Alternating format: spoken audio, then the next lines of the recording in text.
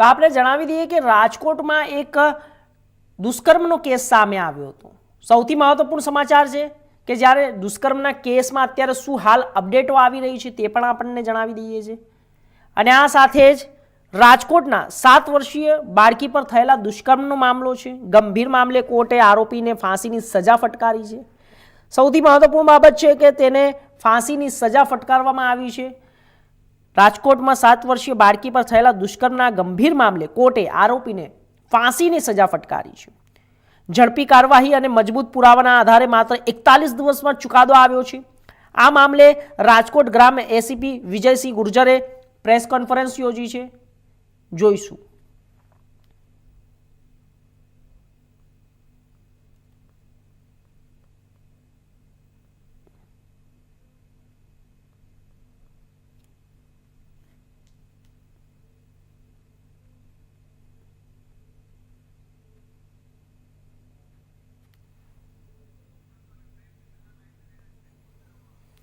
તો આપણે જણાવી દઈએ કે જ્યારે 41 દિવસમાં ચુકાદો આવી ગયો છે।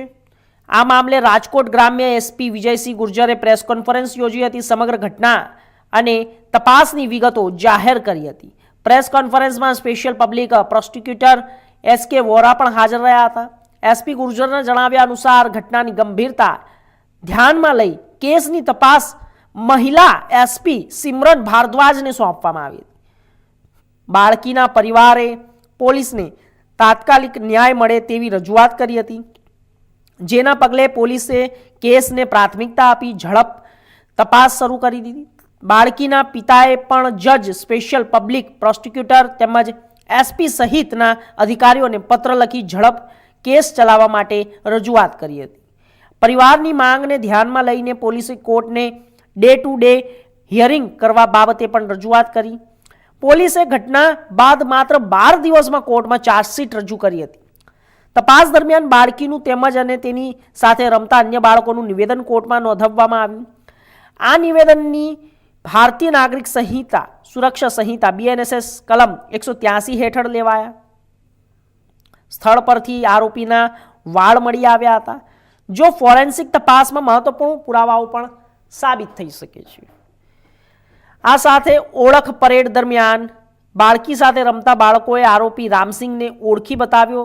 ઉપરાંત બાળકીના સંબંધિત વ્યક્તિઓના નિવેદનો પણ કોર્ટમાં રજૂ કરવામાં આવ્યા। તપાસમાં ખુલાસો થયો કે આરોપીએ અગાઉ પણ આ પ્રકારનું દુષ્કૃત્ય આચરવાનો પ્રયાસ કર્યો હતો, જેના કારણે તેની સામે મજબૂત કેસો તૈયાર થયા। આ તમામ પુરાવાઓ અને સાક્ષીઓના આધારે કોર્ટ બનાવ બન્યાના 41મા દિવસે આરોપીને ફાંસીની સજા ફટકારી।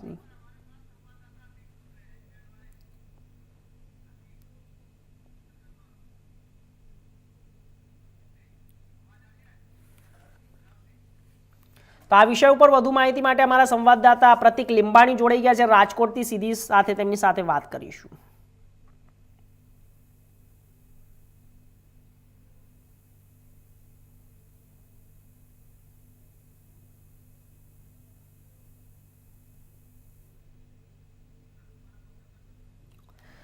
તો આ વિષય ઉપર વધુ માહિતી માટે અમારા સંવાદદાતા પ્રતિક લીંબાણી રાજકોટથી જોડાઈ ગયા છે તમામ માહિતી સાથે।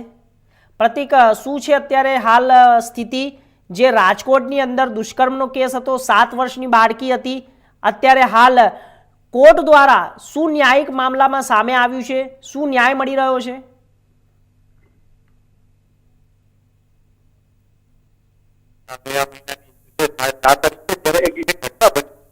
રાજકોટ તાલુકાનું જે ગામ છે તે મોટી પરિવાર 7 વર્ષની દીકરી છે તે ખેતરમાં રમી રહી હતી તેના ભાઈઓ સાથે ત્યારે એક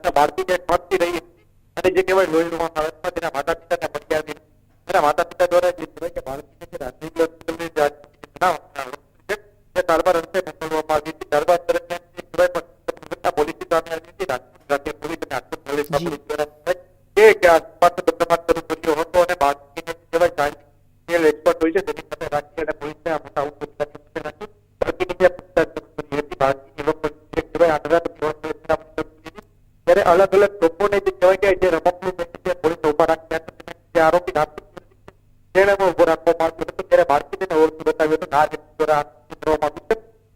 બાળકી એટલી નાની હતી, જે કહેવાય કે સાથે જે victim છે તે બોલી પણ નથી શકતી. અને જે સાઈડ એક્સપર્ટ છે બાળકી સાથે વાટાઘાટો કરી અને જે આરોપી ઓળખ કરાવી. ત્યારે તે કહેવાય 41મો દિવસ છે. 41મા દિવસે રાજકોટ નામના તેના દ્વારા જે ડે ચલાવવામાં આવ્યો હતો. રાજકોટ પોલીસ કામગીરીને વખાણવામાં આવી છે અને તે કહેવાય કે નરાધમ આરોપી છે કહેવાય કે ફાંસી આપવામાં આવી છે. જી ચોક્કસથી પ્રતિક, આપનો ખૂબ ખૂબ આભાર માહિતી આપવા માટે.